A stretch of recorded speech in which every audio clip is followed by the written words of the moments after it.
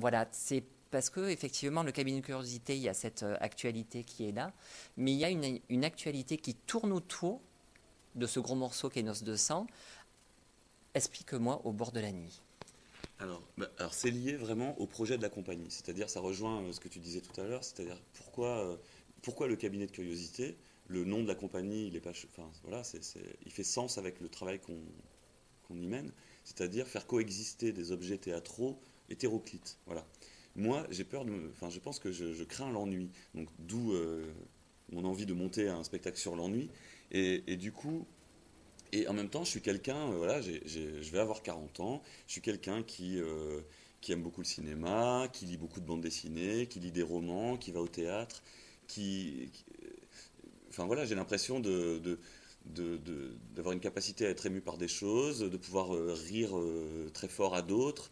Il y a ma part de conneries, il y a ma part un peu intello, pas trop, mais quand même un peu. Enfin, disons que voilà, j'ai l'impression, voilà, je suis riche de plein de choses, mais comme plein de gens, quoi. Et du coup, je me dis, dans cette compagnie, tout de suite, ça a été l'objectif, c'est-à-dire cette compagnie, c'est moi, quoi. C'est moi qui l'ai montée, c'est c'est une part de moi, quoi. Et j'ai envie de raconter à l'intérieur de la compagnie, de faire exister des choses qui me touchent, qui me parlent. Et donc, d'où l'envie de parler de plein de choses différentes, voilà, de tout ce qui m'intéresse dans la vie, quoi. Donc, c'était un préambule. Au bord de la nuit, il y avait chaque année, on doit faire un spectacle. C'est dans le cahier des charges. C'est la spécificité aussi de cet accompagnement avec la ville. C'est le caractère obligatoire. On doit faire un spectacle par an, ce qui n'est pas du tout un rythme normal pour une compagnie de théâtre. On a besoin de prendre du temps. Bon, ben voilà, c'est comme ça. Donc, comment on fait pour pas avoir la tête dans le guidon, enfin le nez dans le guidon par rapport à un travail aussi lourd, quoi. Et on s'est dit, ben voilà, on fait un projet phare et on l'encadre euh, de projets alternatifs plus légers, qui demandent moins de moyens, qui demandent pas forcément de partenaires, qu'on peut faire comme ça en autonomie et puis un gros projet pour lequel on mobilise davantage d'énergie pour trouver du financement et des partenaires. Et donc au bord de la nuit, ça fait partie de ces petites formes, mais qui sont pas moins importantes, enfin, je veux dire, pour nous. Oui, oui. Hein, elles le sont moins financièrement, mais pas du tout dans l'énergie qu'on peut y mettre pour les monter, quoi. Et donc je me suis dit, bah voilà, il y a un projet à faire cette année, comment on peut faire pour un peu ouvrir aussi le cabinet de curiosité à d'autres.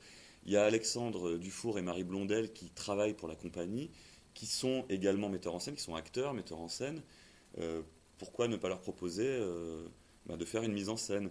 Et en même temps, comme j'ai du mal à lâcher les rênes complètement, euh, euh, je me suis inclus dans ce projet. Donc on est 3 metteurs en scène. Le projet à la base, c'était, je me suis demandé, et je leur ai demandé, quelle est l'écriture en ce moment, là, au moment le jour où je vous en parle, qui vous touche et dont vous avez envie de rendre compte sur le plateau, une œuvre, quoi, d'un auteur que vous avez envie de traverser avec des acteurs. Euh, voilà, et chacun a fait son choix. Marie a choisi Valérie Mrégin, Alexandre a choisi Christophe Tarcos, et moi j'ai choisi Patrick Kerman. Voilà, c'est des auteurs qui nous touchent pour des raisons qui nous sont propres. Et à partir de là, on a construit un projet, on a choisi 2 acteurs qui traverseraient toutes ces écritures, qui travailleraient d'abord avec un metteur en scène, ils montent le petit spectacle, puis avec un autre, puis avec un autre. Et l'idée, c'était de se donner des règles aussi précises du jeu. Donc, c'était 15 jours de répétition, voilà, un certain budget, 3 représentations. Et puis voilà. Et on a enchaîné comme ça, donc au bord de la nuit 1, 2 et 3. Et c'était super. Enfin, et au final, ça donne 3 objets qui sont totalement différents, qui sont vraiment comme des portraits en creux de, de leur metteur en scène, quoi, et des auteurs. Et 2 acteurs très beaux, Mathieu Bonfils et Laetitia Vito, magnifiques, qui ont traversé, quoi, ces 3 écritures. C'était un marathon un peu pour eux, quoi. Voilà. Et j'ai eu l'occasion d'assister à la première partie, au premier rendu, voilà, et à la première partie de Ma chambre froide de Pomera.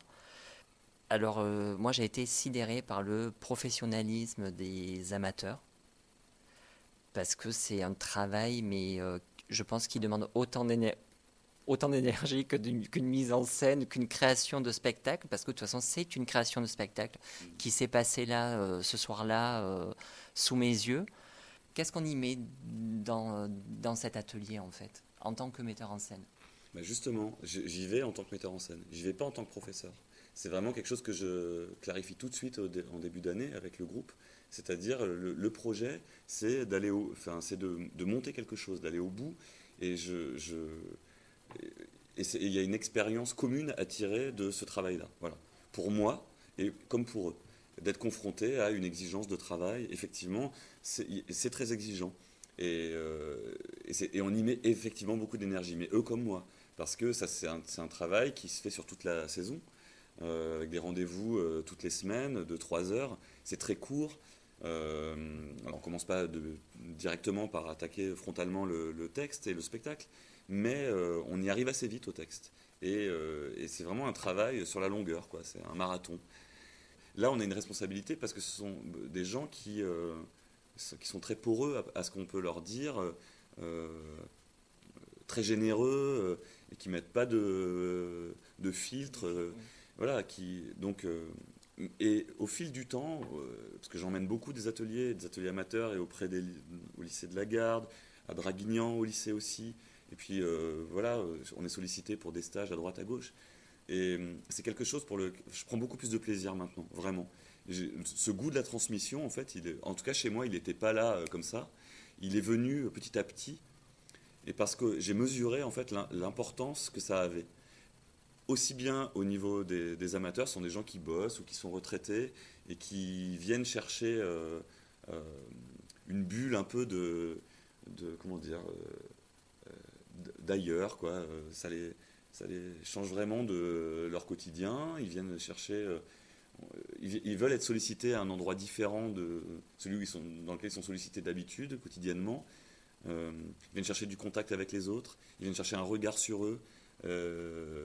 Et ils viennent chercher aussi, ils veulent construire quelque chose. Ils viennent construire quelque chose. Voilà. Et pour les gamins, c'est pareil. Tout d'un coup, je me rends compte que ça peut vraiment, ça les ouvre réellement. Il y a des gens chez qui ça a un impact très fort. Donc voilà, il y a une grande responsabilité derrière tout ça. Un vrai amour de la rencontre. Voilà. Voilà, je ne saurais pas mieux dire, quoi. C'est quelque chose qui pouvait apparaître comme une contrainte au départ. Oui. Est devenu maintenant vraiment maintenant le travail de la compagnie, il est axé sur 2 volets essentiels, c'est la création et la transmission. Voilà. Bien, écoute Guillaume, je te remercie. Merci beaucoup. Noces de Sang, c'est à partir du 8 janvier au Théâtre Liberté à Toulon, en tournée en région PACA et même à Dieppe. Attention. Et longue vie à Noces de Sang. Merci.